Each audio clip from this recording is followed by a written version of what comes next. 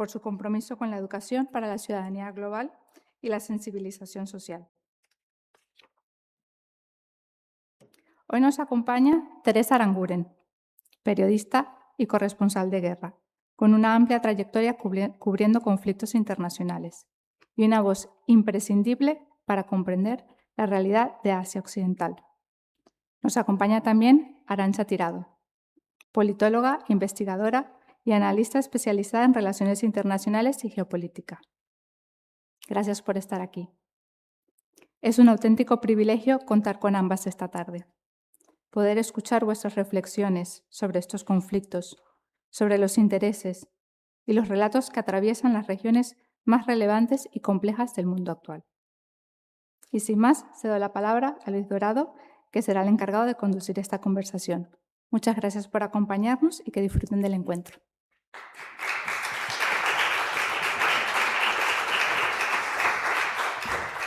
Buenas tardes. Bueno, sí, Teresa, Arantxa, si queréis ya ir tomando posición.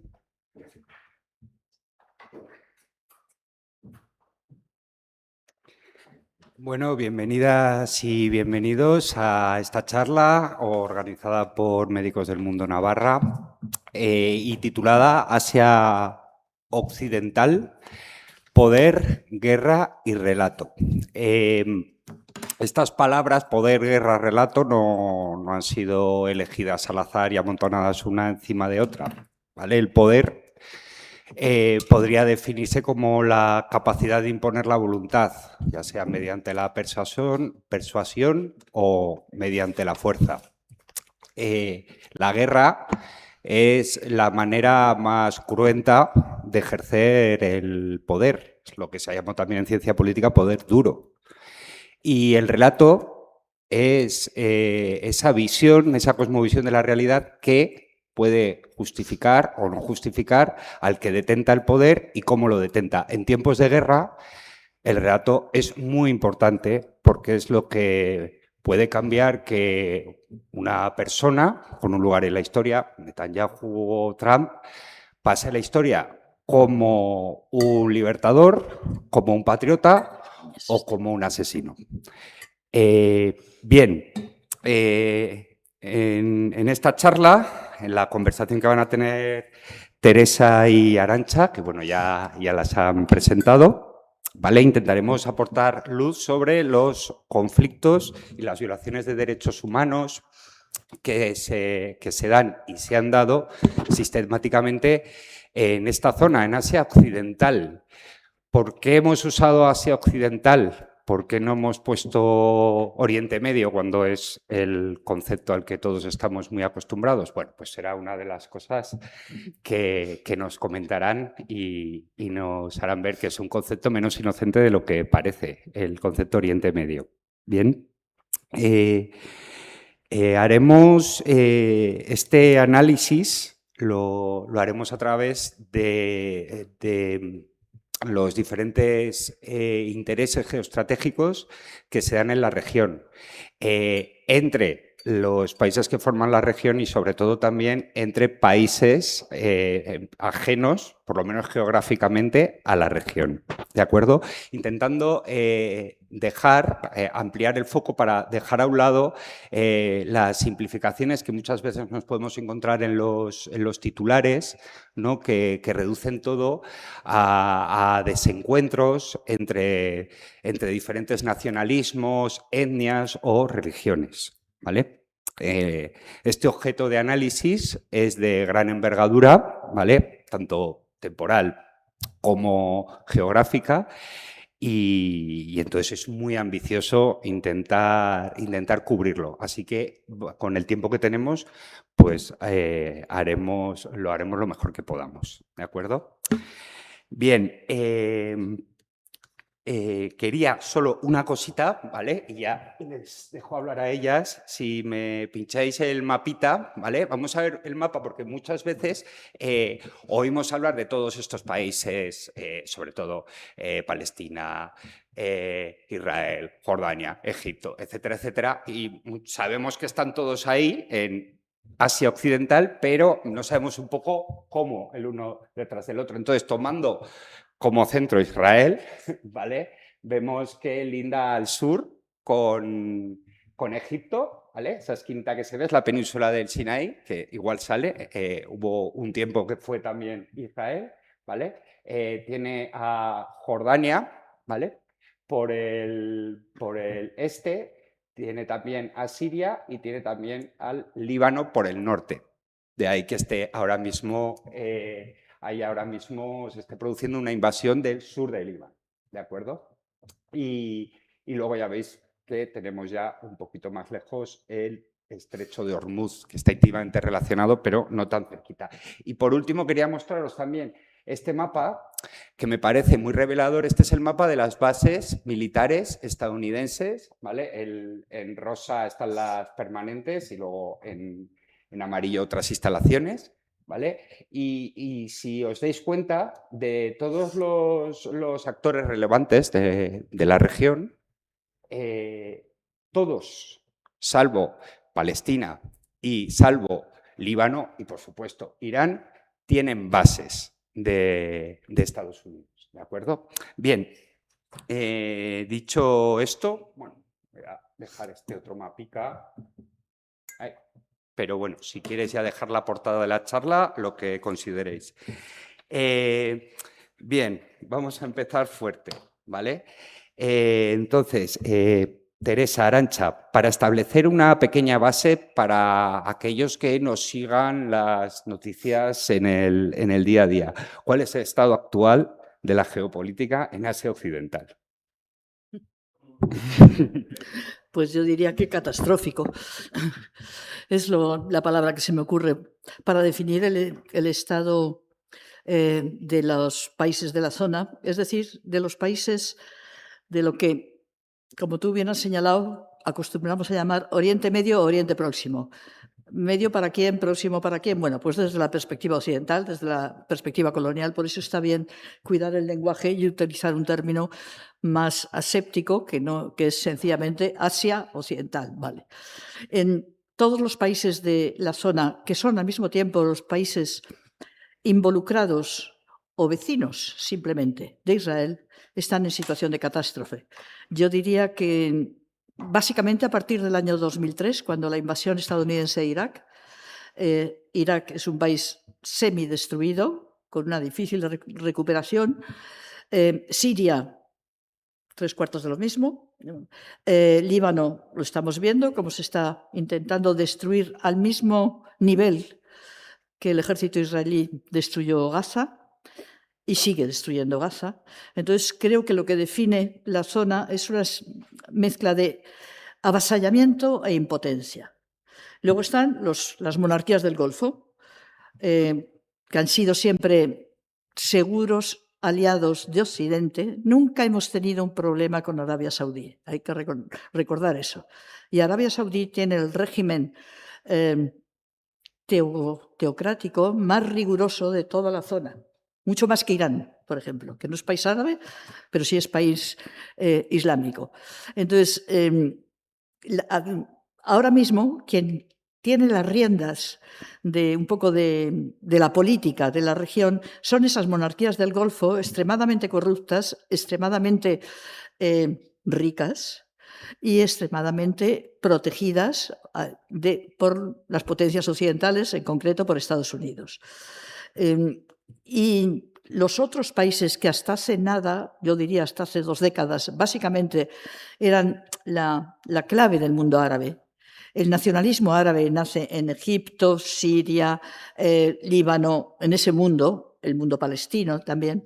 Todo eso está en una situación de aplastamiento prácticamente total y esto tiene directa relación con Israel, con la creación del Estado de Israel y con el proceso que se inicia, el proceso de colonización de Palestina para crear Israel, que se inicia a finales del 19. Y digo fechas porque es muy importante desmantelar una visión muy arraigada entre la opinión pública occidental, esto tiene que ver con el relato del título, que es la de que relacionamos la creación de Israel con la Segunda Guerra Mundial, el Holocausto, ¿vale? Y no es así, no hay nada más que ver los datos de la historia, porque todo está muy bien documentado, pero está mucho más eficazmente tapado. Con lo que tiene que ver es con el colonialismo europeo, el auge del colonialismo europeo y especialmente del Imperio Británico. Y por eso el conflicto, que llamamos el conflicto de Oriente Próximo o el conflicto palestino-israelí, comienza a finales del 19, en vísperas de ¿qué? De la Primera Guerra Mundial, que es con lo que está relacionado realmente. Y es la colonización de Palestina el eje que impregna todo el desastre que después ha ido ocurriendo en los países del entorno. De esto que yo lo definiría como el corazón del mundo árabe oriental, porque luego está el mundo árabe occidental, que es el Magreb, etcétera, que es, bueno, es mundo árabe, pero es diferente, tiene sus diferentes historias y connotaciones y alianzas. Y en este momento yo creo que a lo que estamos asistiendo claramente y de un modo atroz es al derrumbe de ese mundo, un mundo que, por ejemplo, yo he conocido y le tengo bastante aprecio, por aplastamiento. Porque hemos recuperado, he mencionado antes que todo esto tiene relación, el inicio del conflicto, con el colonialismo europeo, con el Imperio Británico.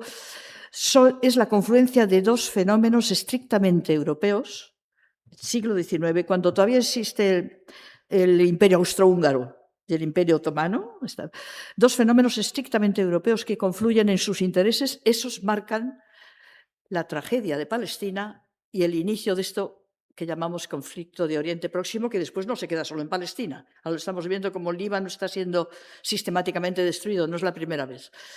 Los dos fenómenos europeos, voy a terminar aquí porque ya me estoy extendiendo mucho, son, por un lado, el nacimiento del movimiento sionista, que es un movimiento de judíos europeos de Centro Europa y de la Rusia zarista del momento, donde había un fuerte antisemitismo que impulsa el nacimiento de este proyecto, de esta ideología, que básicamente lo que propone, o lo que se propone como objetivo, es conseguir un territorio en el que los judíos puedan ser mayoría. Dejen de ser una minoría más, sean mayoría.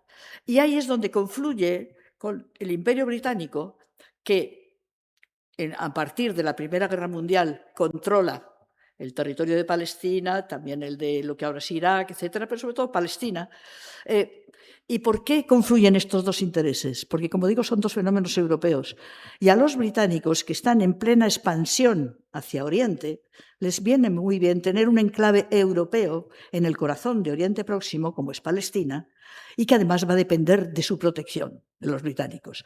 Ahí es donde estos dos fenómenos estrictamente europeos inician un proceso totalmente a espaldas de la población árabe de la zona, totalmente a espaldas, totalmente ajeno, y marca algo que se mantiene hasta ahora. El conflicto palestino-israelí no surge en Palestina, no surge de las contradicciones de la sociedad oriental palestina, no. Es importado, viene de Europa, se lleva desde Europa a través del movimiento sionista y de los intereses del Imperio Británico. Son dos fenómenos europeos totalmente ajenos que establecen una dinámica en función de sus intereses y ignoran totalmente, desprecian, y eso es una característica del colonialismo, totalmente las necesidades, aspiraciones, derechos de la población a la que van a someter a su dominio. Eso es lo que está en el origen y el momento en el que estamos, esa catástrofe en la que estamos ahora empieza a gestarse a finales del XIX, se consolida con la Primera Guerra Mundial y con la entrada del Imperio Británico en la zona como gran protagonista, es decir, la época que en los libros de historia veréis como el mandato británico sobre Palestina. Es decir, cuando en el marco de la derrota turca de la Primera Guerra Mundial, la Sociedad de Naciones, no eran Naciones Unidas, entonces en el año 22, concede a Gran Bretaña la administración o el mandato sobre el territorio de Palestina, ya con un compromiso explícito de ese gobierno británico, de Su Majestad, con el movimiento sionista para proteger, amparar, promover el proyecto sionista que es el de crear un Estado judío en Palestina. En ese momento, en esos años, finales del 19, la población de Palestina estaba en torno a las 500.000 personas, de los cuales en torno a un escaso 2% eran judíos árabes. Y hay conceptos que hay que dejar claros. Judíos que hablaban árabe, formaban parte del tejido social de aquella Palestina. No tenían nada que ver con la colonización de judíos europeos, centroeuropeos, que vendrá ya en el marco de la colonización sionista. Luego entraré un poquito más en eso. Bueno, arratsaldeon. Lamento no poder hablar en euskera, pero estoy muy contenta de compartir espacio con Teresa. Estoy muy agradecida también a Médicos del Mundo Navarra por la invitación. Y bueno, yo creo que además de estos elementos que muy bien ha engarzado Teresa, tanto esos aspectos estructurales, históricos, como la coyuntura actual, yo daré una mirada menos situada en el terreno, porque ella es la especialista absoluta aquí de la situación en la región. Yo vengo más de la academia, yo he estudiado la región, pero no he estado allí, esto hay que decirlo. Entonces, cuando a mí me preguntan, ¿no?, por la geopolítica, entendiendo que la geopolítica es esa conexión, ese estudio de cómo se relacionan los intereses de los estados principalmente en el espacio, en el territorio, con minerales, con pues, deseos de dominio y demás, la concreción que vemos es, por un lado, la persistencia de cuestiones estructurales que tienen que ver con ese legado histórico colonial que sigue, ¿no?, que explica en buena medida, igual que esos elementos que no cambian, ¿no?, de los intereses de las potencias, que pueden mutar a pesar de los cambios de gobierno, pero que en esencia pues siguen dirigiéndose a la región con una visión colonial o neocolonial, como estamos viendo, creyendo que pueden hacer y deshacer, por supuesto, sin tomar en consideración la voluntad de los actores, y el ejemplo paradigmático es el llevar por la mala conciencia europea, trasladar después del Holocausto, ¿no?, a los judíos de Europa a Palestina, y unido, ¿no?, a la penetración de los intereses del sionismo y su imbricación en determinados gobiernos, pienso en el caso de Estados Unidos en tiempos más recientes, que explica en buena medida lo que vemos ahora, que son aspectos más coyunturales, ¿no?, aparte de esta parte más histórica, estructural, que lo que vemos es pues, un genocidio abierto, como todo el mundo sabe, y una disputa por la hegemonía que tiene mucho que ver con unas palabras que el general Wesley Clark, en una entrevista que dio con Democracy Now! Hace unos años, no sé si os acordáis, porque es un vídeo que circula mucho y se recupera, él cuenta una anécdota de cómo después del 11 de septiembre, de los atentados contra las Torres Gemelas, que dieron inicio a esa guerra contra el terror, a esa lucha de Estados Unidos, que marcó un nuevo momento geopolítico también, y no solo con implicaciones al interno en las libertades del pueblo estadounidense, sino también en el mundo, se inicia esa ofensiva contra Afganistán, luego contra Irak, y él cuenta cómo en una visita que le hace a Wolfowitz y a Rumsfeld, se encuentra en el Pentágono con un colega que le dice que tiene un memorándum de reconfiguración geopolítica de Asia Occidental. Un memorándum por el cual en 5 años Estados Unidos planeaba hacer un cambio de régimen, que es un término muy de la política exterior estadounidense en las periferias, no solo en América Latina, también en Asia Occidental, en Indonesia, y podemos seguir, en todo el planeta, y que empezaba por Irak, pero iba por Siria, por Líbano, Somalia, Libia, Sudán, y el remate final era Irán. Y cuando él le preguntaba a esta persona ¿y por qué?, decía, no sabemos. Bueno, no sabemos, en realidad intuimos qué es lo que hay de fondo, ¿no?, que es los intereses geopolíticos en choque. Pues hay un choque de voluntad hegemónica de determinadas potencias regionales que se quieren imponer. Por un lado está Israel, que considera que es una cuestión existencial su expansión, ¿no?, su colonización, no solo de los territorios que se le asignaron, esto está más que documentado, se ha saltado pues, un montón de resoluciones de Naciones Unidas, ha ido tomando territorio en Líbano, ahora en Siria, ahora también en Líbano, ¿no?, reiteradamente. ¿Y qué le estorba a Israel para esa expansión y para esa hegemonía que sería la seguridad, que también vende a Estados Unidos como la seguridad porque garantiza los intereses de Estados Unidos como hegemón mundial que apadrina a Israel en ese área. Pues Irán, que lidera el eje de la resistencia, que está en Hezbollah, en el Líbano, que está en Siria, o estaba en Siria, en Yemen, en Irak también, ¿no? Con milicias. Es decir, esos lugares que señalaba Luis que no tienen bases militares estadounidenses coinciden con los lugares, por supuesto también el apoyo a Hamás y a la resistencia palestina, siendo que se ha demostrado con un momento que es un punto de inflexión también en la geopolítica regional y que marca un antes y un después en la historia de la relación de lo que comentaba Teresa de las petromonarquías con la causa palestina y con el conflicto que en algún momento se llamó árabe-israelí y que se ha tratado de presentar como solamente palestino-israelí o incluso lo que comentábamos hoy, Hamás-Israel, que es dejar de poner la causa palestina como un elemento de línea roja de apoyo irrestricto por parte de la Liga Árabe y de algunas de las petromonarquías en un reflujo histórico de lo que sería el panarabismo, ¿no? En un reflujo histórico de esas ideas,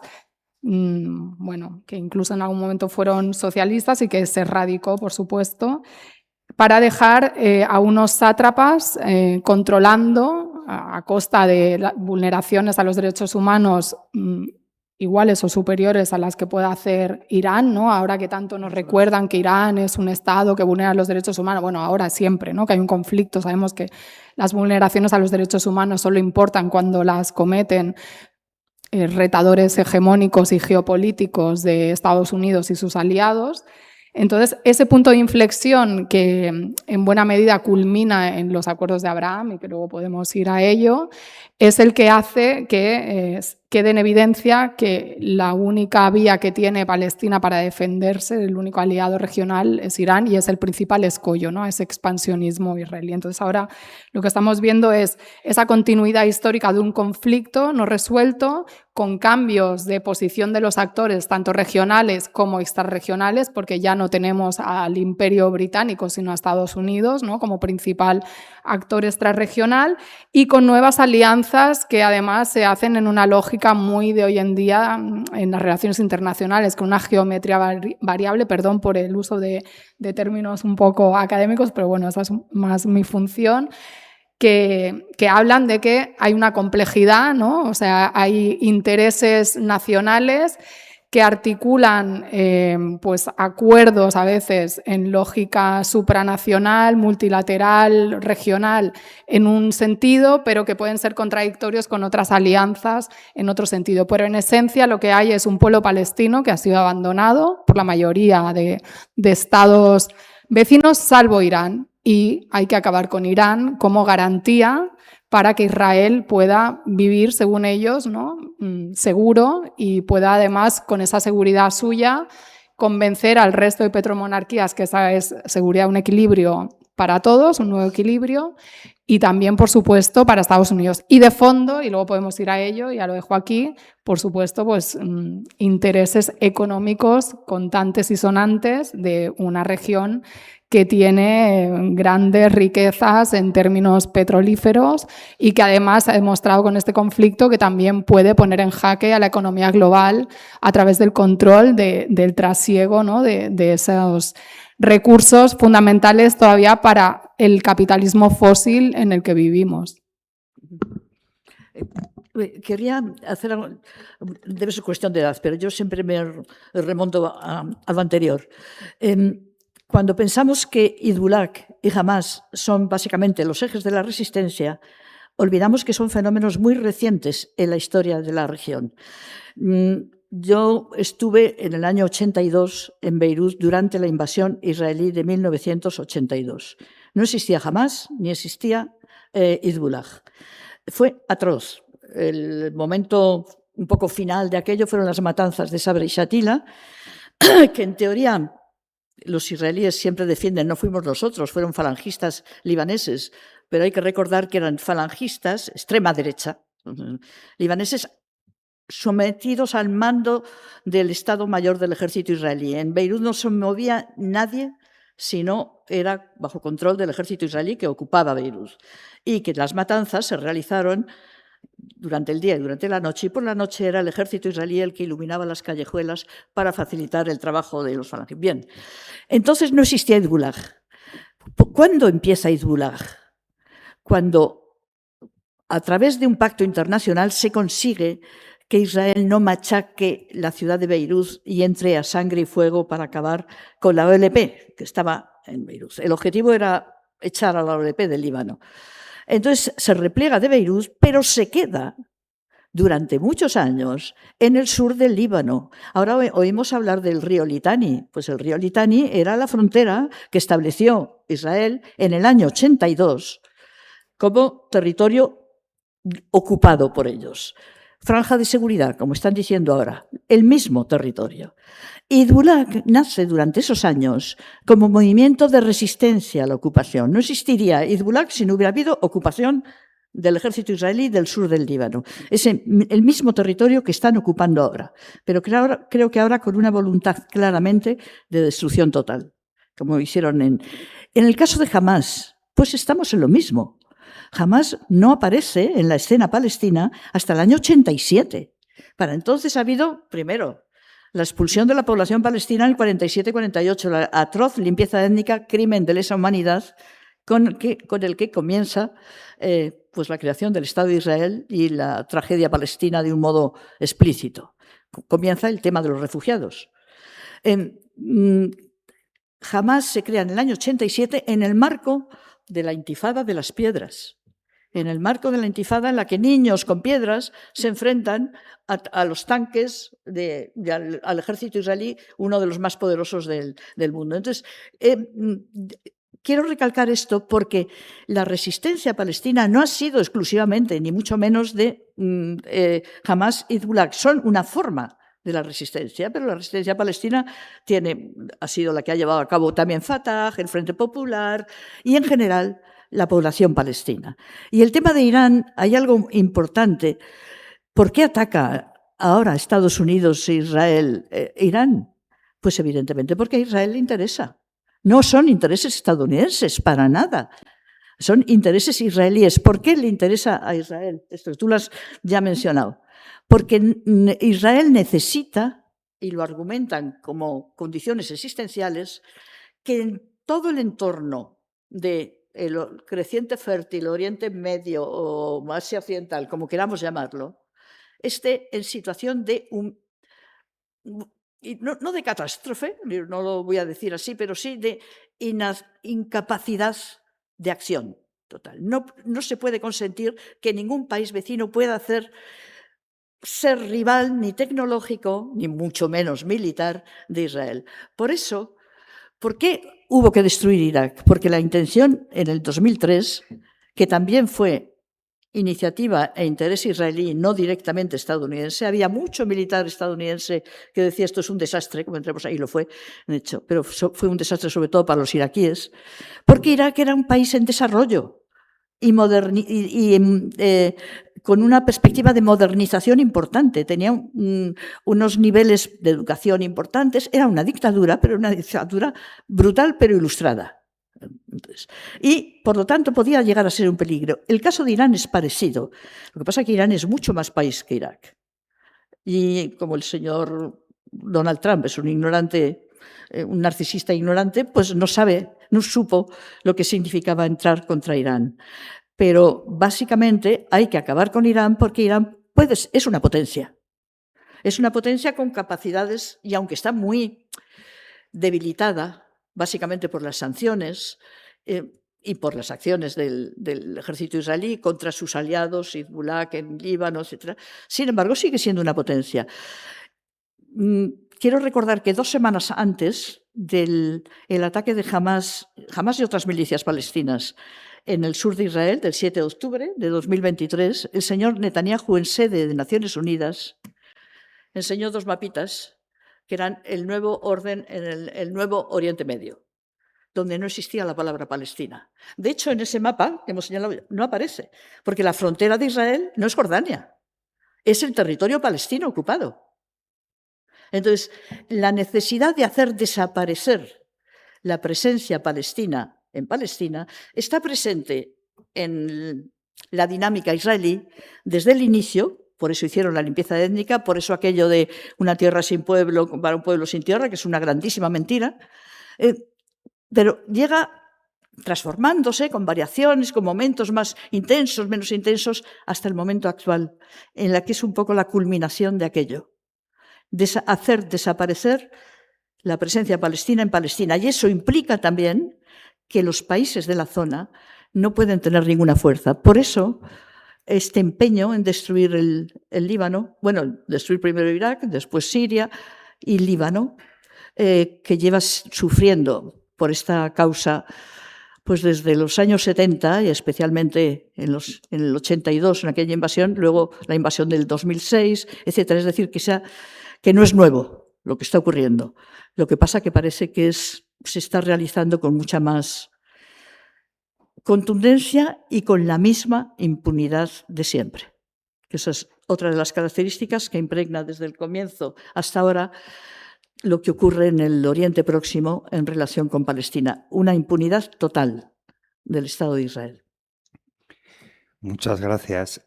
Bueno, ha visto que había prácticamente todas las preguntas que iba a hacer, pero quería dejar un pequeño espacio para hablar de no solo de los protagonistas, sino de los espectadores o de esa entelequia que se llama comunidad internacional. Entonces, ponme los mapitas, porfa. Quería hablar cómo a partir de octubre de 2023 se produjo a lo largo de la comunidad internacional algo que sí que no tenía parangón, que era cómo hubo un alineamiento y una cascada de reconocimientos de actos simbólicos a favor de Palestina, que no se había visto hasta ahora. Por desgracia, tuvo que haber decenas de miles de muertos de por medio para ello, pero tenemos que hoy en día, este es el mapa, los países en verde son los que han reconocido a Palestina. Sabéis que una parte muy importante de los países europeos la reconocen. Sí que es verdad que países como Italia o Alemania, que tienen un peso fundamental en la Unión Europea, no lo han reconocido. Y este mapa también, que me parece más sintomático, los países que veis que tienen un rebordecito naranja, bueno, estos mapas son cortesía del orden mundial, de un grupo de análisis geopolítico, son los que lo han reconocido, pero a partir de octubre de 2023. Como veis, México o Canadá y gran parte de Europa, España entre ellos, fue a raíz del comienzo del genocidio cuando ya, hablo de genocidio para no entrar es genocidio, ¿vale? Y luego sí que hay unos pocos países, ¿de acuerdo?, de los cuales los que serían más reseñables serían, por ejemplo, Arabia Saudí o Irán o Siria o Irak, que solo reconocen a Palestina. ¿De acuerdo? Entonces, con todo esto, lo que quería preguntar es, tenemos órdenes de detención por parte de la justicia internacional que ni se cumplen en la práctica ni hay mucha intención que cumplirla. Hay embargos, pero a personas particulares del gobierno o solamente a colonos. Realmente es todo esto que está pasando respecto a la posición de la comunidad internacional frente al genocidio palestino ha mostrado las costuras de lo que significa el orden internacional basado en reglas.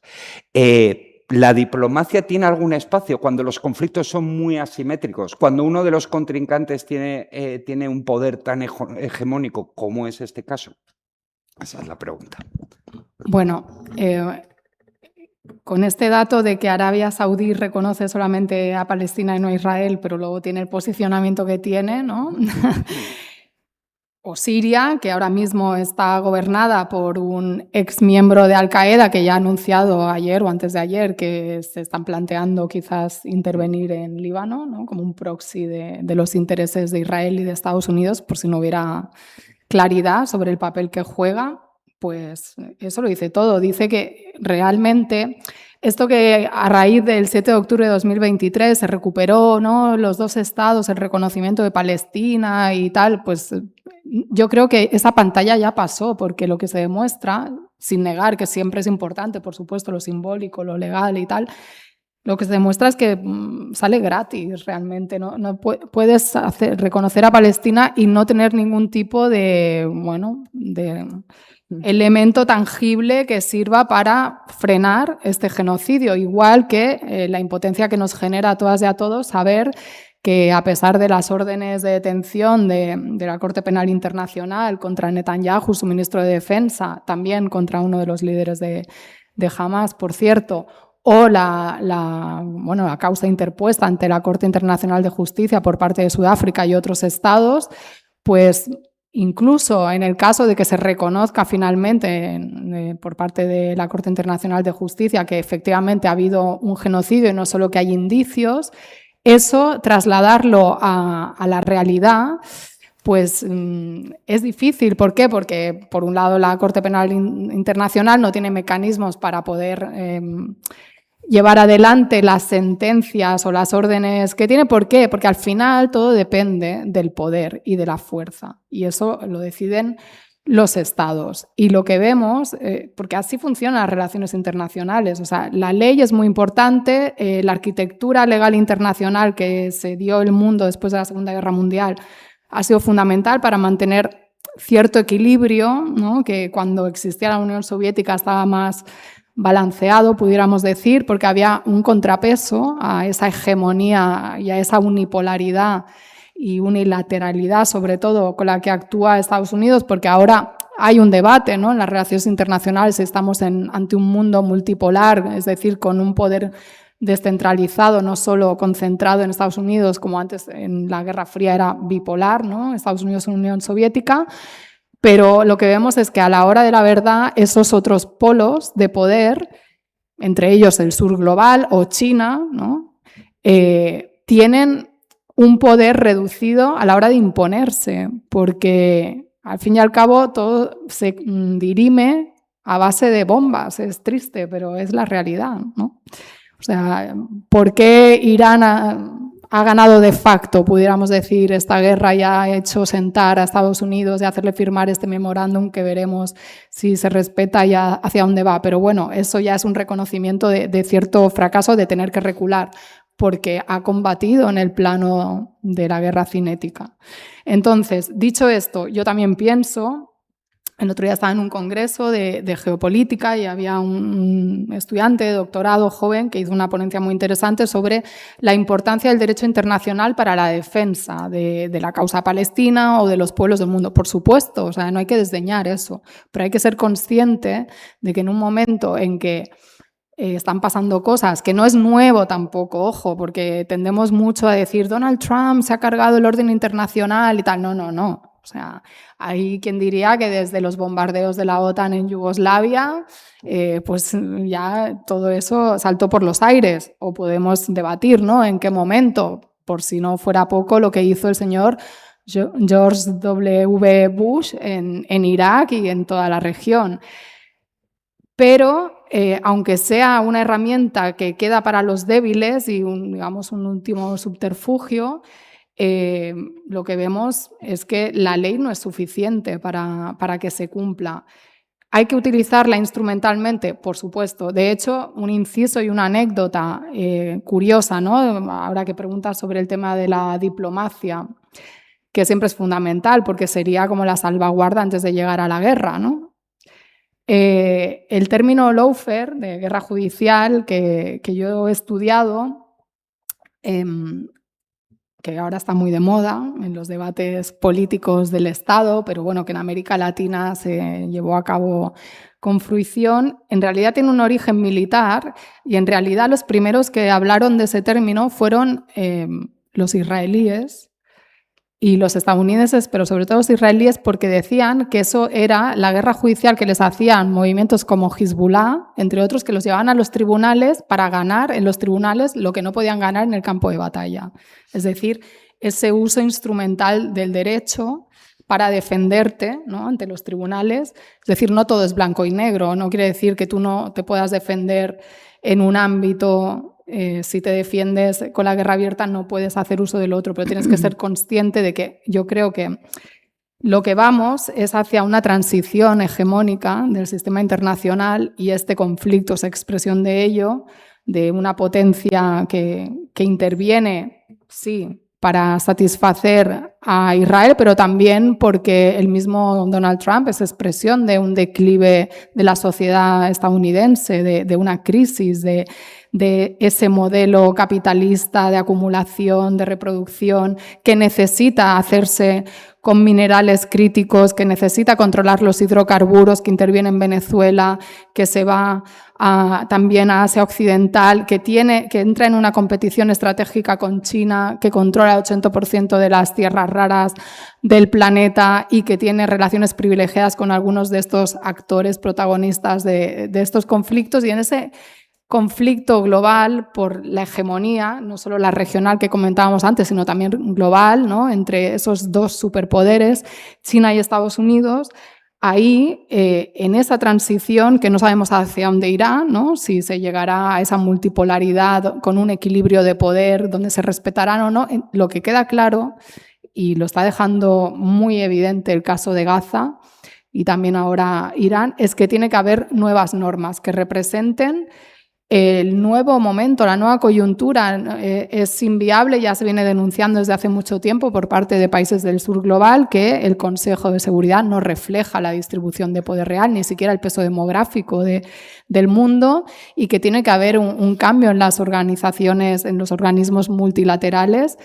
Y no solo decir que existe el multilateralismo, sino también respetarlo, cosa que Estados Unidos no ha hecho nunca, igual que no ha respetado pues, la arquitectura legal internacional cuando ha ido en contra de sus intereses, que lo ha conceptualizado así desde el inicio, por ejemplo, con la Corte Penal Internacional y demás. Y podemos ir sumando, ¿no?, la arquitectura financiera internacional, es decir, un mundo asimétrico en su distribución de poder, muy heredero de esa visión colonial, donde las grandes potencias se han repartido el planeta, pero que se ha encontrado en los últimos tiempos con no solo procesos de descolonización del siglo pasado, sino con un sur global que, sin proponer una alternativa socialista como en otros momentos históricos, ¿no?, sino simplemente saliendo al mundo y diciendo nosotros también queremos gestionar de manera soberana nuestros recursos y no estamos de acuerdo en el papel al que nos han relegado después de ese momento histórico, pues ahora queremos cambiar las cosas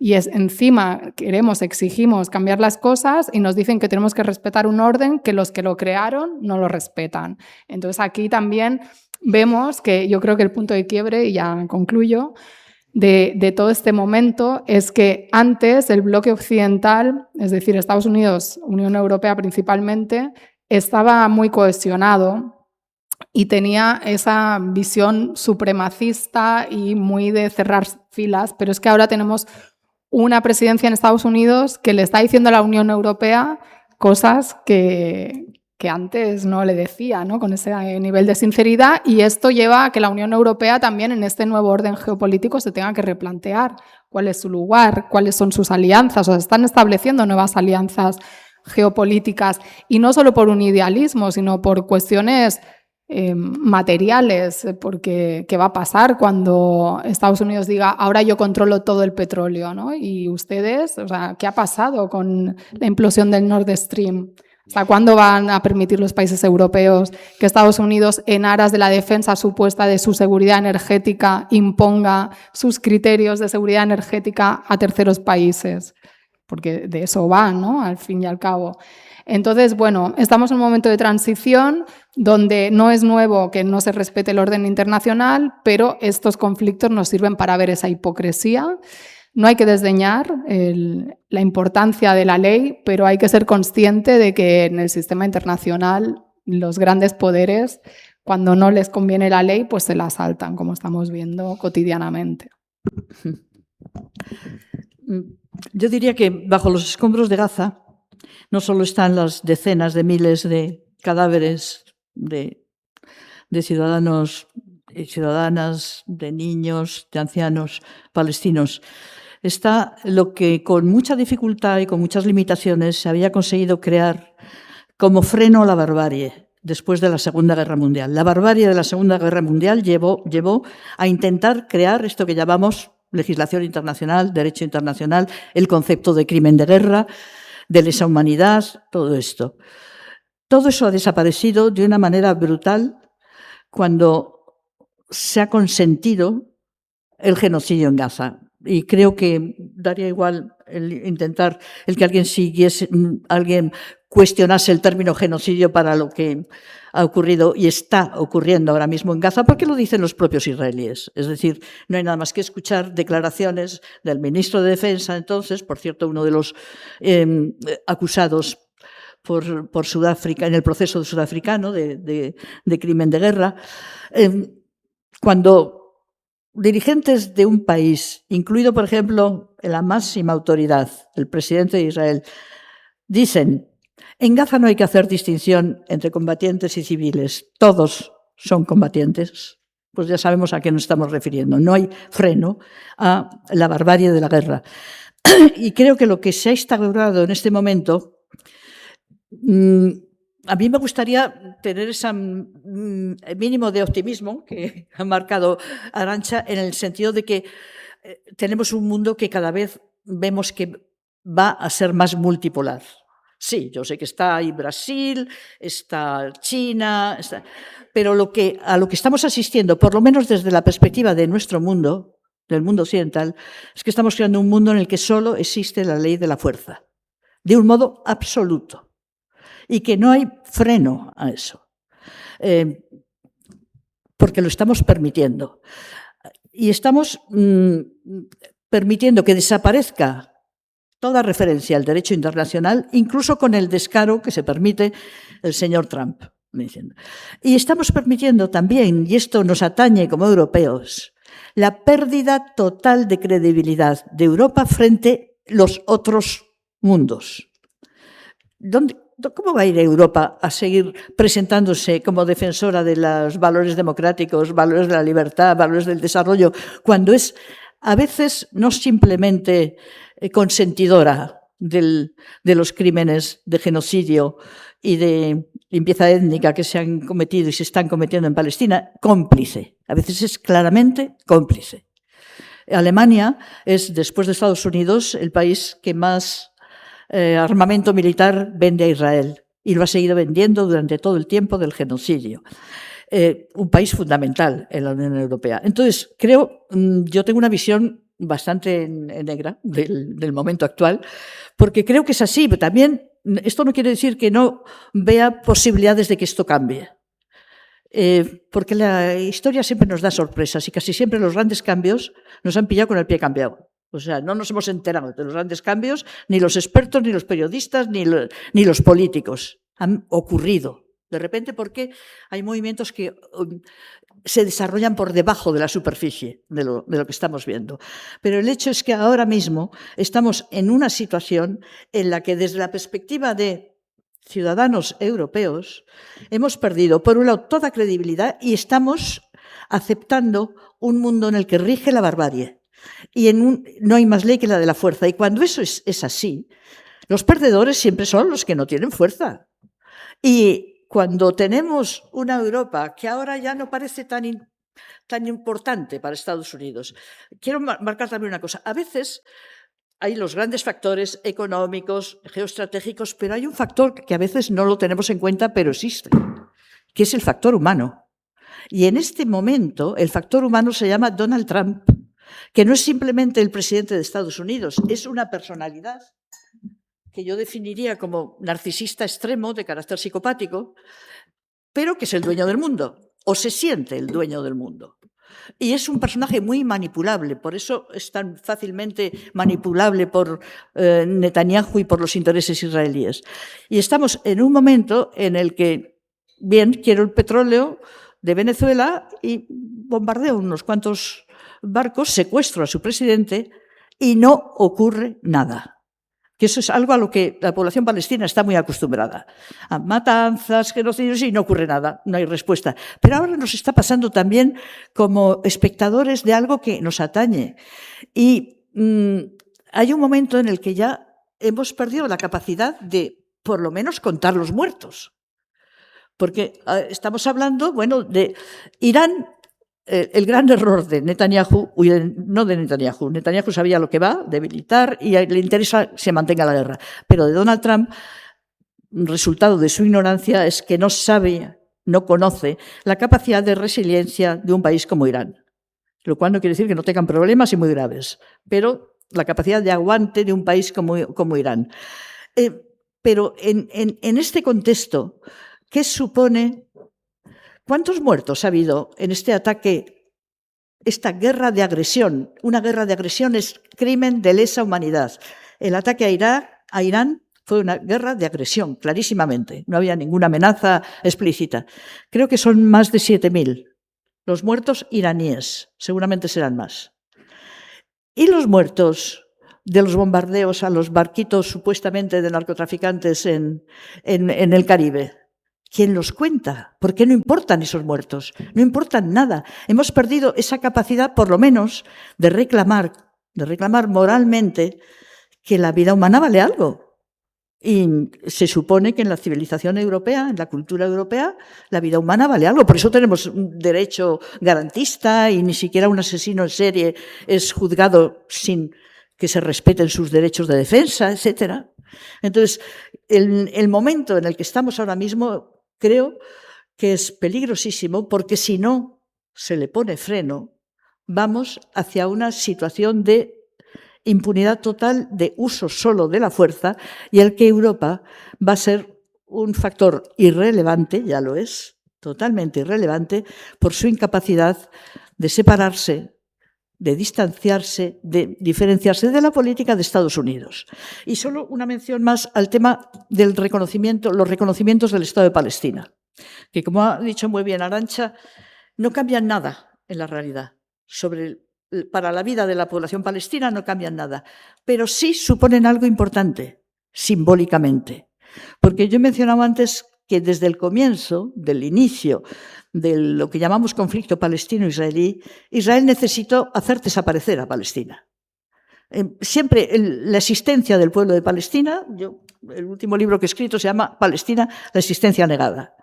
La mera existencia era un problema. Por eso empezaron a hablar del problema palestino. ¿Por qué un pueblo es problema? Pues cuando es problema, los problemas que se hacen se eliminan.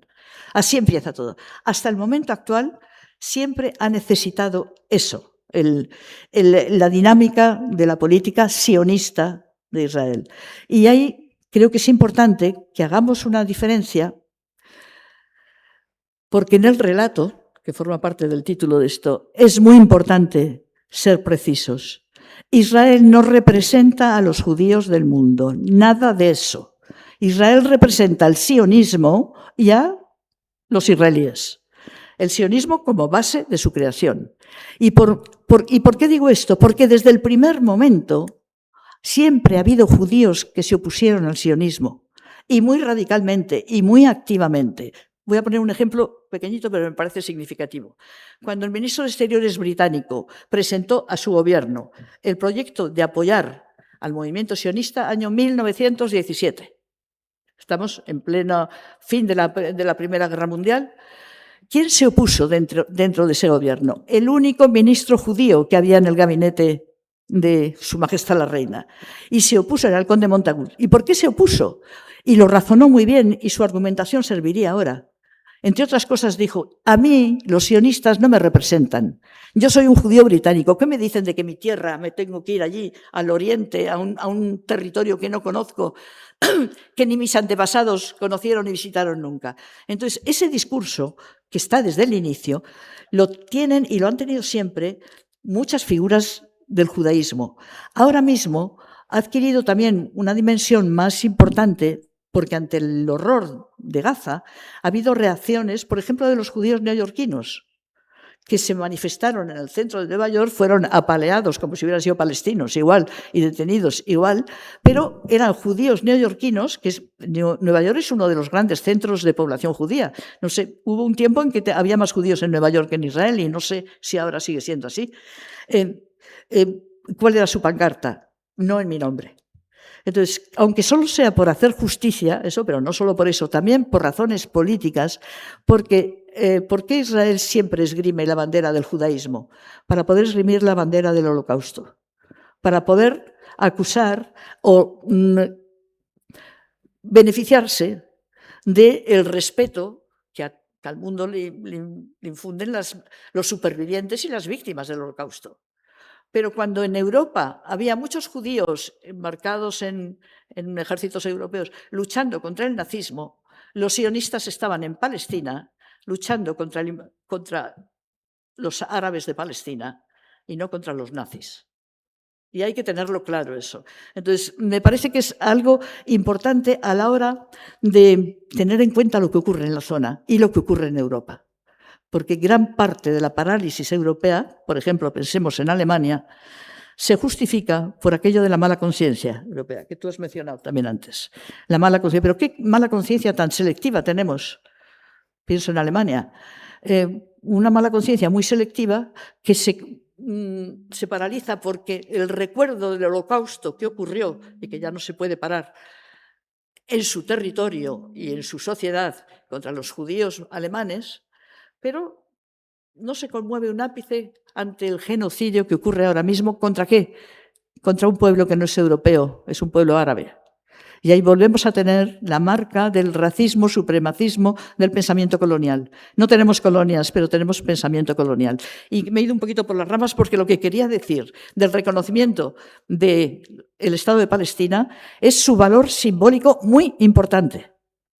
Muy importante. Y de hecho, el que haya países europeos encabezados por España que empezaron que lo reconocieron después del 7 de octubre, le da una dimensión, digamos, más esperanzadora. Es importante porque en el terreno del relato combate el relato. Si la pretensión de Israel es hacer desaparecer a Palestina, pues reconocer que existe Palestina tiene un valor político, no sobre el terreno. No sé. Y con respecto a Naciones Unidas, una cuestión. Naciones Unidas vive en la impotencia. Pero yo me pregunto siempre, ¿estaríamos mejor sin Naciones Unidas? Creo que no. Al menos sigue siendo una referencia moral. Por ejemplo, para los palestinos es muy importante que existan las resoluciones de Naciones Unidas que Israel incumple y sin que pase nada. Y al menos permite, y eso sí que es para vergüenza de Europa, que haya sido un país africano, como Sudáfrica, un país que sufrió, su pueblo sufrió el crimen de lesa humanidad, que es el apartheid, el que haya emprendido la denuncia contra Israel, contra Israel como Estado y contra dirigentes israelíes por el crimen de genocidio. Y digo para vergüenza de Europa, porque Europa básicamente podemos decir que ha sido cómplice en eso. Sí, sí.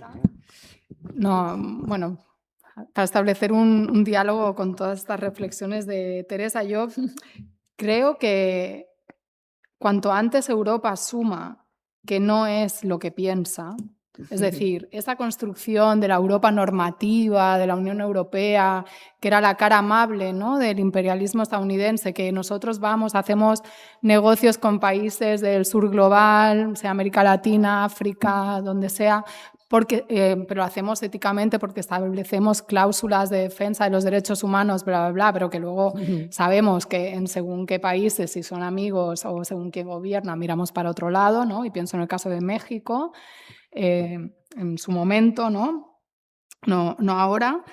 Al final, no se sostiene y se cae precisamente por Gaza y por el agravio comparativo de su papel respecto a la guerra Rusia-Ucrania. Yo creo que este doble rasero es lo que ha desarmado completamente los discursos autocomplacientes de Europa, que han dedicado tiempo y esfuerzos a implementar cuántos paquetes de sanciones a Rusia, que 18 vamos ya. Y ninguno todavía se está pensando si Israel amerita algún tipo de sanción. Europa está totalmente desacreditada, pero esto que tú decías, Teresa, de que se impone la ley de la fuerza sin freno, esta es la realidad de los países colonizados. Ha sido la realidad a lo largo de la historia. Es decir, cuando Frantz Fanon hace sus reflexiones, ¿no?, en su libro Los condenados de la tierra, cómo la colonización influye psicológicamente, psíquicamente a los colonizados, las relaciones tan dañinas que se establecen entre colonizadores, colonizados, y el derecho, y hay una parte de muy grande reflexión sobre la violencia, el derecho a la resistencia. Yo creo que ese es el punto. O sea, ahora lo que sirve para defender a Palestina no es defender el Estado, que coincido totalmente, que simbólicamente es muy importante, y más cuando te quieren aniquilar, no quieren que existas, y además que ese simbolismo también se concreta en cuestiones que amparan y dan oxígeno, y cuestiones simbólicas son fundamentales también para la supervivencia emocional en un contexto tan grave. Pero lo que hay que defender es el derecho a la legítima defensa, que está siendo vulnerado. Ayer detuvieron a 2 chicos del País Vasco que están en el movimiento de defensa de Irán, de la causa palestina, acusándolos de apoyar el terrorismo, de apoyar a Hezbollah. Pues siguiendo ciertos criterios que vienen, por cierto, del Departamento de Estado de Estados Unidos, que se permite con su lista de países promotores del terrorismo, donde, por cierto, está Cuba, que no ha bombardeado ningún país, ¿no?, pero no están ellos ni está Israel. Pues con esos criterios ahora pues podríamos ser todos terroristas realmente, ¿no? Porque defender algo que además está consagrado en precisamente la Carta de Naciones Unidas, en todo el entramado legal, como es poder liberarte y ante un crimen de agresión responder con la fuerza, que eso está legitimado por el derecho internacional, se olvida. Pues parece que no, se olvida, ¿no? Y que decir eso es ir contracorriente. Yo creo que ese es el paso que hay que dar, ¿no? O sea, ir más allá y sin ambajes decir, pues sí, Irán tiene derecho. A nadie le gustan las guerras. Yo creo que ni a una corresponsal de guerra, que precisamente habrá visto mejor que nadie lo que implica de destrucción, dolor y demás, pero lo de poner la otra mejilla, pues además que la historia de la humanidad no ha sido así. Y de hecho, otro elemento que quería decir es que al final las transiciones hegemónicas entre el dominio de una superpotencia, de un orden geopolítico determinado, ¿no?, hacia otro, se han dado a lo largo de la historia como a través del choque de intereses y de la guerra. Y eso es lo que estamos viendo ahora. Y entonces yo en el corto plazo tampoco soy optimista. Me alegra haber sonado optimista porque generalmente me interpretan al revés. Yo soy a lo Gramsci, ¿no?, lo del pesimismo de la inteligencia, optimismo de la voluntad. O sea, yo creo que hay que analizar la situación concreta y verla con toda su crudeza, pero tener esperanza, por supuesto, en la humanidad, en la lucha de los pueblos, en que a lo largo de la historia la gente ha reaccionado ante la opresión, ante la fuerza bruta, claro, al costo de muchas vidas. Por eso Espartaco, no sé, es un héroe, ¿no? La gente que ha luchado, ha combatido la tiranía, pues queda en la historia como héroes, como ejemplos. Y el resto, bueno, pues son barridos porque no responden, porque no se defienden, o porque no muestran ser un ejemplo digno de respeto. Entonces, en el corto plazo vamos a ver mucho dolor, pero quizás la parte de esperanza sería pensar que esto que estamos viendo por parte de sectores europeos que a lo mejor vivían en una relativa placidez, porque tampoco en Europa todo el mundo vive súper bien, ¿no? Tenemos un montón de problemas y hay clases sociales y conflictos y tal, pero bueno, digamos que ese momento del estado del bienestar, aunque sea precario en este estado, y las comodidades y el haber olvidado de dónde venimos y que la guerra nos queda, la guerra civil un poco lejos y se van muriendo los mayores, entonces piensas que eso no va contigo, ¿no? Esto de que caigan bombas, de que el fascismo sea capaz de matarte, etcétera, aunque quién sabe, ¿no?, los horizontes a los que nos podemos enfrentar. Pues viendo esto, además tú lo has dicho claramente, somos espectadores tal cual, ¿no? O sea, en nuestros móviles, haciendo scroll, ¿no? Genocidio, gatito, no sé qué, decía una compañera el otro día, pues así, nos estamos dando cuenta de que algo va mal, ¿no? Algo es insoportable, o sea, es insoportable viéndolo desde lejos, ya teniendo que sufrirlo todavía más, y se puede entender, ¿no?, que la gente responda, reaccione, y no se entiende que no haya todavía más reacción. Entonces, yo creo que la esperanza es que sirva para que esa toma de conciencia y que yo creo que la sociedad española, en términos generales, está bastante avanzada en eso, ¿no? Y de hecho es un ejemplo. Cuando hablas con gente de afuera, es un ejemplo positivo, no solo el gobierno con todas sus contradicciones, que las tiene, pero bueno, se puede decir que ha tomado una posición de vanguardia que contrasta con muchos otros lugares, porque además pensad que en los campus universitarios aquí en el Estado, la causa palestina está en el centro, ¿no?, de la defensa incluso institucional, por rectorados, tienen que plegarse a eso. En otras universidades en Norteamérica es perseguida, hay profesores que han sido expulsados por ir a una manifestación, profesores judíos, ojo, yo sé de casos, de una profesora en Canadá, judía, que fue a hacer una acción delante de una librería de unos sionistas y fue detenida y la querían expulsar después de no sé cuántos años de la universidad por antisemita y no sé, o sea, cosas absurdas. Mira, si este acto lo hacemos en Alemania, es posible que algunos de nosotros terminásemos en comisaría. Claro. Afortunadamente no estamos en Alemania. Pues eso, que esperanza a largo plazo. Yo quería decir algo, ya que has mencionado el derecho a la resistencia, que está en la Carta de Naciones Unidas, por supuesto. Pueblos sometidos a ocupación militar tienen derecho a la resistencia. Pero eso no se suele mencionar, pero sí se menciona constantemente el derecho a la autodefensa de Israel. Eso siempre. Después de todas las operaciones militares que ha hecho Israel, son derecho a la autodefensa. Es una falsedad, porque Israel es una potencia ocupante de un territorio, los territorios palestinos ocupados. Las potencias ocupantes no tienen derecho a la autodefensa. El pueblo ocupado sí tiene derecho a la resistencia. Sería tanto como pensar, porque todas las acciones de Israel últimamente son en territorio ocupado. O sea, lo que bombardean es Gaza, lo que machacan es Ramallah, Cisjordania, Jerusalén Oriental, que es también territorio ocupado.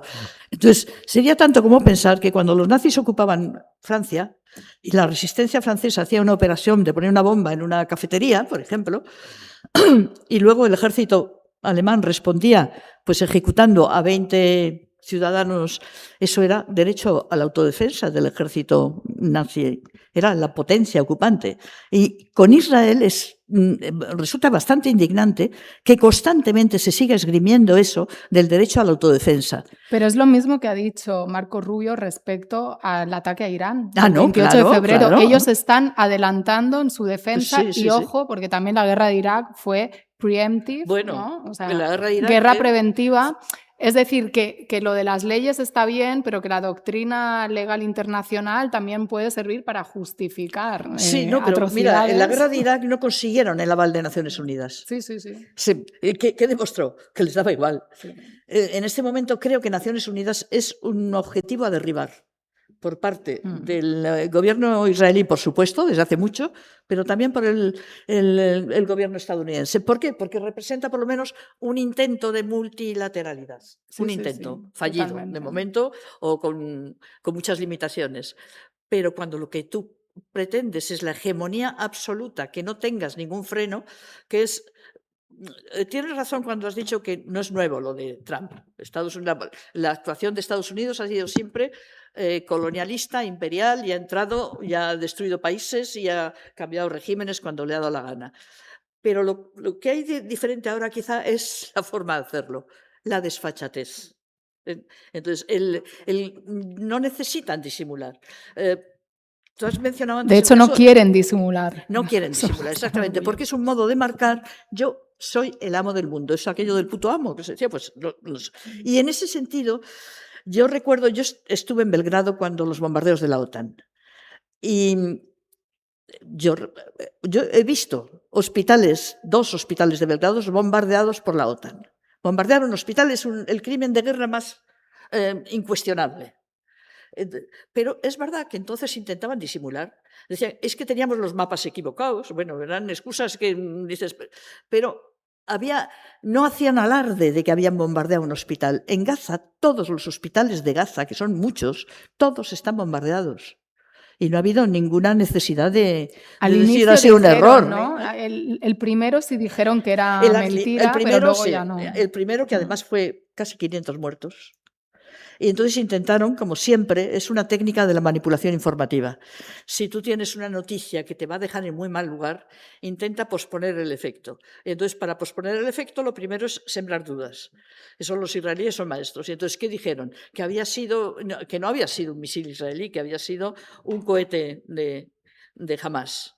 Bueno, simplemente por ver la destrucción que había causado, ya sabías que no podía ser un cohete de Hamás, que es como si tiras una pedrada y el otro lanza un misil. O sea, la diferencia es notable. Y es verdad, ahí sí intentaron durante periodo, una semana o así. Luego me parece que fue además una información del New York Times la que desmontó eso con imágenes y tal, que era un misil de tal tipo. Pero a partir de ahí les dio igual. Todos los hospitales, los ataques a ambulancias, que eso yo lo he visto, no en Gaza no está, pero sí en el año 2002 en Cisjordania. Atacar las ambulancias. Luego, evidentemente, ponen la excusa es que las ambulancias las usan para llevar armas. Mentira podrida. O sea, entonces, todo eso, el concepto de crimen de guerra, ahora mismo ya ni siquiera hay que mantener las formas. Puedes alardear de eso. Eso es lo que yo creo que introduce el periodo Donald Trump. Muy bien, ha sido súper interesante. Ojalá tuviéramos mucho más tiempo porque, bueno, se nos han quedado muchísimas cosas mucho, en el sí. tintero. Pero bueno, vamos Es a dar verdad. también una oportunidad Gente.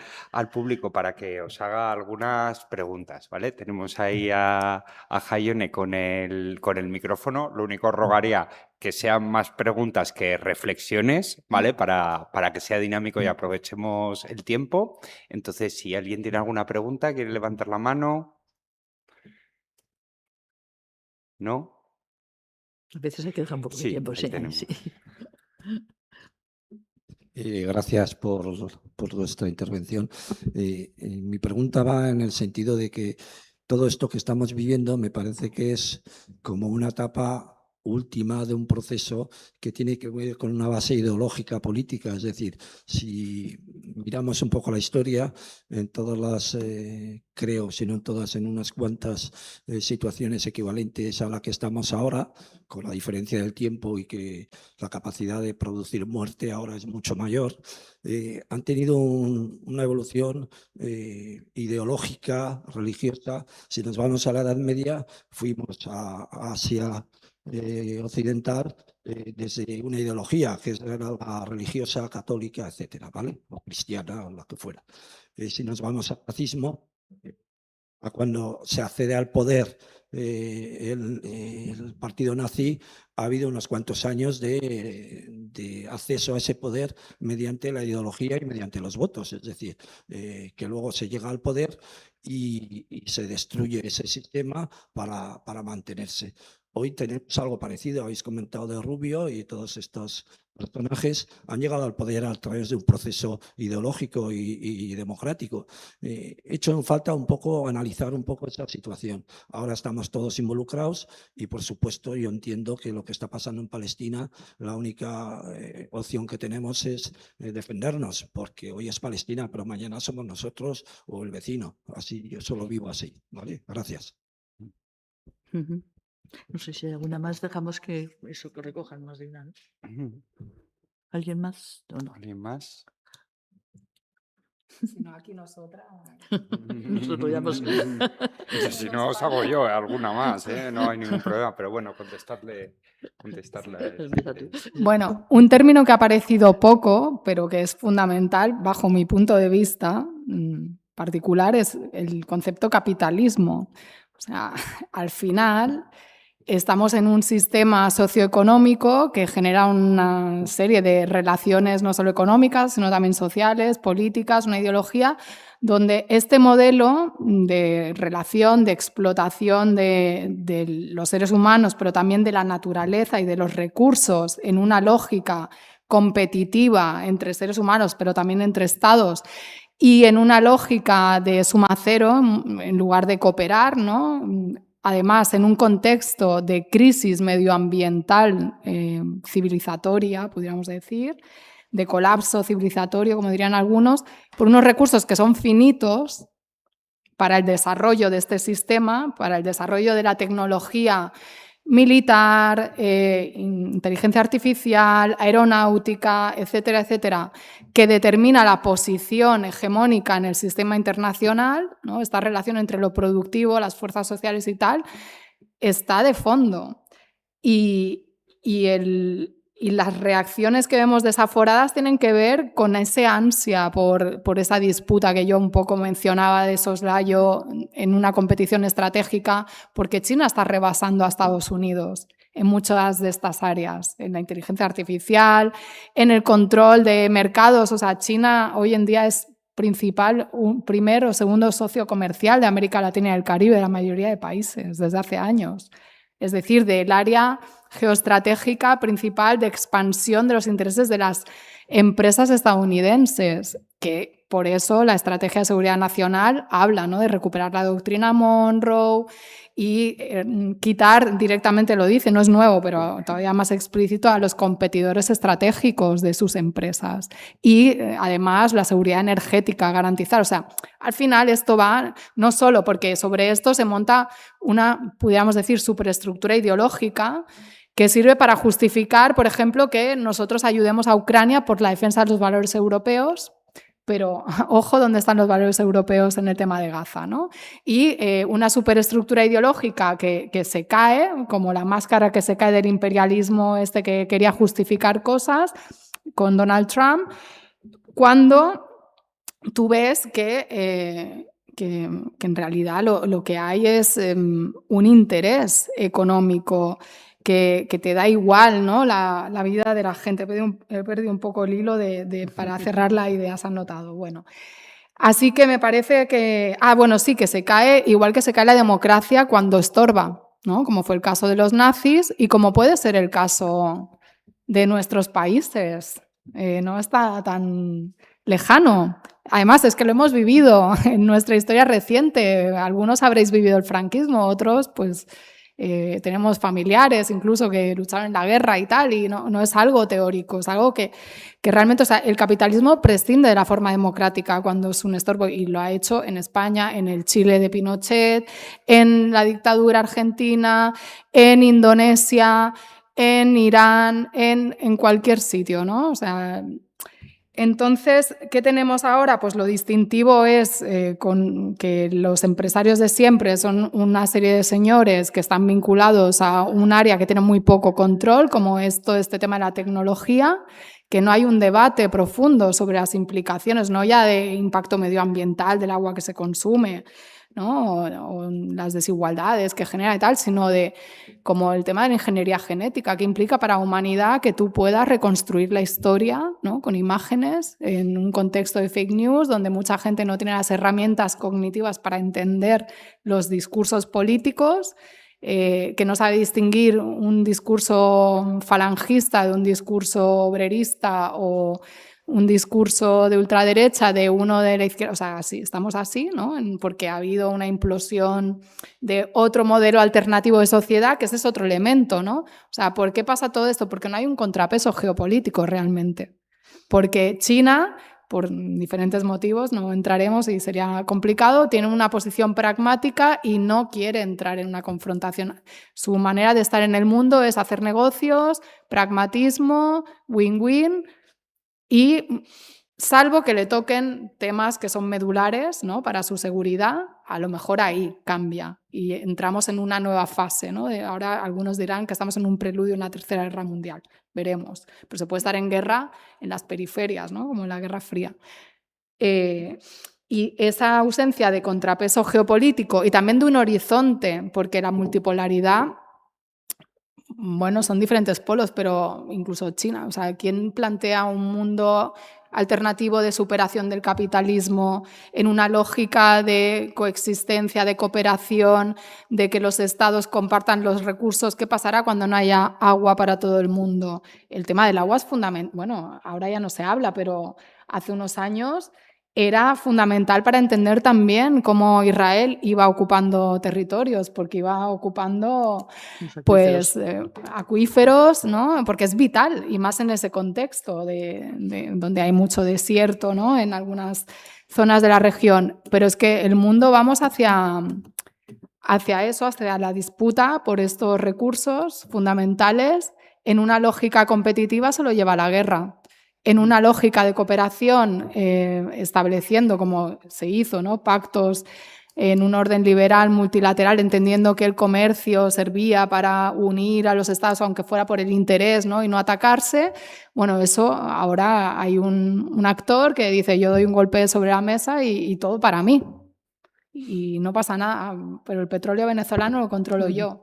Pero es que esto está vinculado, porque el señor Marco Rubio es un ariete del lobby sionista en Estados Unidos también, ¿no? Y es uno de los principales, no pragmáticos, porque yo creo que Donald Trump será psicópata, sí, pero tiene un punto pragmático como buen empresario, ¿no? Le sale por ahí. Y el señor Marco Rubio seguramente es un psicópata narcisista maligno, no sé qué, aquí haciendo psiquiatría barata, pero, digo yo,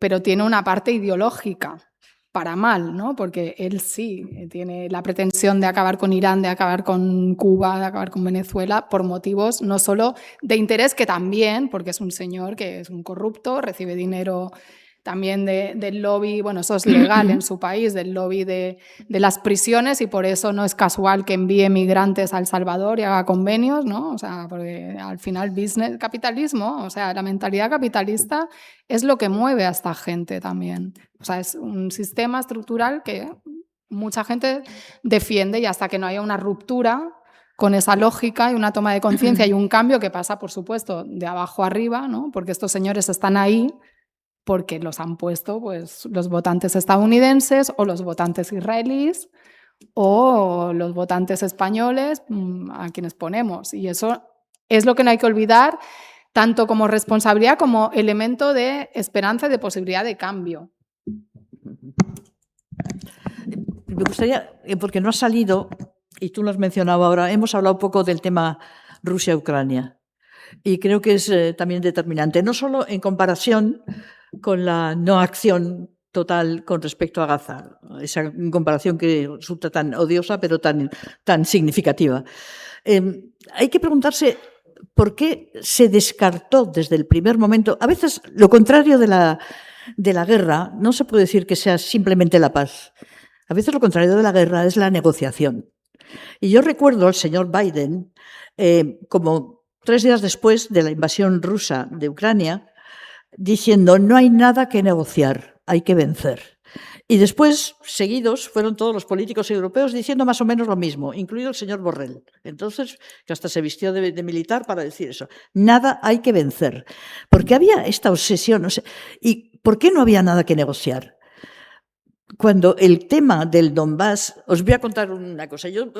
Mi hijo vive en Andalucía, en un pueblecito de Andalucía, en la Sierra de Aracena, y cuando yo voy a verle, voy a un hotelito pequeño de esos con encanto, que lleva una pareja que él es del este. Yo me di cuenta que era del este al comienzo. Bueno, en un momento dado le oigo decir a él: soy ucraniano. Estaba hablando con unos, y yo me quedé ahí con la oreja. Y inmediatamente después dijo: pero mi corazón es ruso. En un pueblecito de Andalucía. Eso no nos lo han contado. No han querido contarnos que había un problema de una región que se dice rusófona. Bueno, es como si decimos que los gallegos son gallegófonos. O sea, son rusos. No, son rusos ucranianos, que se puede ser. Tener esas. Y entonces, ¿por qué no había nada que negociar? No había ni siquiera posibilidad de ofrecer un régimen autonómico, nada. En este caso, cuando se venía desde el año 2014, la invasión fue en el 2022, se venía desde el 2014 en una guerra en que el ejército ucraniano había entrado a sangre y fuego en el Donbass. Y yo después, claro, me he hecho bastante amiga de este Vladimir, se llama, del ucraniano con corazón ruso, que claro, su familia vive en Lugansk y las han bombardeado, han perdido ya 2 veces la casa. Entonces, eso no se cuenta porque no se quiere perder la posibilidad de aplastar a Rusia. Es una cosa que yo no lo entiendo muy bien, pero era la obsesión de Estados Unidos y de varios países europeos. Y ahí sí que tiene influencia para mí de qué líderes estamos hablando, porque creo que la señora Merkel no hubiera entrado al juego tan fácilmente como entró el primer ministro alemán. Porque tenía una visión de Estado diferente. En la que sabía que las relaciones con el Este eran importantes y que para Alemania era importante mantener. Luego les vuelan en un atentado terrorista el gasoducto, el 2, el Nord Stream 2. Bueno, que es un atentado contra Alemania. Oye, y todos calladitos, porque se supone que lo han hecho los ucranianos y es un ataque a Rusia también. Bueno, entonces creo que en el tema de Ucrania-Rusia el papel de Europa ha sido, casi diría que ridículo, porque luego, claro, esto de los cambios de personaje, llega Trump y le suelta una bronca en directo a Zelensky, que daba como vergüenza ajena verlo, aquello en la Casa Blanca, os recordáis, ¿no? Y dice, bueno, a mí vamos a seguir, voy a cortar esto de darle tanto dinero a Ucrania, lo que yo quiero es que me den a cambio, por lo que les hemos pagado ya hasta entonces, las tierras raras, no sé qué, se acabó el apoyo a Ucrania. Y ahí se queda Europa colgada de la brocha, porque se ha quedado colgada de la brocha. Pero tiene que mantener el tipo diciendo... Y con Groenlandia. Y luego Groenlandia. Y luego viene Groenlandia y Canadá y lo que le eches, ¿no? Claro. Pero claro, el caso de Ucrania es que, ¿qué es lo que se ha logrado hasta ahora? No sabemos la cifra. Decenas de muertos en ucranianos y rusos. De momento no hay ningún francés, ningún estadounidense, bueno, a lo mejor algún loco que ha ido a apoyar a otro. De muertos y una situación de guerra de desgaste que es muy difícil, por mucho que les mandemos armas a Ucrania, creo que ahora mismo el mayor problema que tienen en Ucrania es el reclutamiento. O sea, yo sé, testimonio directo, de familias en las que los varones no se atreven a salir a la calle para que no los manden al ejército, varones jóvenes. Están ahí metidos en casa, escondidos, como topos. En la parte rusa tienen más posibilidades de reclutar, porque son muchos más, ¿no? Entonces, eso es lo que hemos logrado en la destrucción y ninguna perspectiva de acabar con esto. Porque en todo este mecanismo, lo que hemos olvidado es, primero, Rusia es una potencia nuclear. Si la llevas al extremo, las armas al final se usan, incluidas las nucleares. Y, por otro lado, ¿qué estamos haciendo? Promover el rearme de Europa. El rearme de Europa a costa del presupuesto para el estado del bienestar o del medioestar, o como lo queramos llamar, pero de los servicios públicos, y también acentuando la vinculación con Estados Unidos, porque el petróleo que no lo compramos a Rusia se lo estamos comprando muchísimo más caro a Estados Unidos, que además se queda con el venezolano y todo lo demás. Entonces, a mí me parece que, visto con una perspectiva, si quieres, un poco distante, todo lo que ha hecho hasta el momento Europa, en el caso de Ucrania, es un disparate. Es un disparate básicamente por la incapacidad de distanciarse de la política de Estados Unidos. ¿Quién marcó esto? Lo marcó Estados Unidos a través de Biden. Pero luego Estados Unidos decide cambiar porque ya no es Biden, es el señor Trump. Y nosotros ahí estamos, manteniendo una situación de guerra que no trae nada más que destrucción a uno y otro bando y sin iniciar ninguna vía realmente de negociación. Yo recuerdo muy al comienzo de la invasión una noticia que yo pensé que la había leído mal, que ponía asesinado un negociador ucraniano. Y yo inmediatamente interpreté que los rusos le habían... No, luego leí la noticia, por los servicios secretos ucranianos le asesinaron en comisaría. porque los negociadores no interesaban, no se quería negociar. Entonces, ¿hasta qué punto hemos sido como tontos útiles, los europeos, a esta dinámica de, bueno, por la obsesión de algunos señores de que esta es la ocasión de aplastar a Rusia, debilitar a Rusia, pues no exploremos ninguna vía de negociación? Bueno, lo dejo ahí. Bueno, pues por desgracia, nos hemos quedado ya sin tiempo, así que, bueno, pues agradeceros a todos y a todas las que habéis venido, agradecer a Teresa Aranguren y a Arantxa Tirado sus análisis, sus palabras. Y a ti por la su presentación. asistencia. Muchas gracias. Y nada, que paséis buena tarde.